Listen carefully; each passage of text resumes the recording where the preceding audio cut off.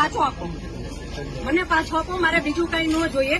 આજ પછી કોઈ દિવસ કોઈ વોટ જ નહીં કરતા. જો આપણી ગવર્મેન્ટને પોતાની જ સુવિધા રાખવી છે, તમારા પાછળ કેટલા વીઆઈપી હોય છે, કેટલી ગાડીઓ હોય છે, તમારો જીવ છે. આ ટેક્સ પે કરે છે એનો જીવ નથી. આ છોકરાઓનું શું, આનું ભવિષ્ય શું? આને ડોક્ટર બનાવી છે, આને એન્જિનિયર બનાવો છો, હું કઈ રીતે બનાવીશ?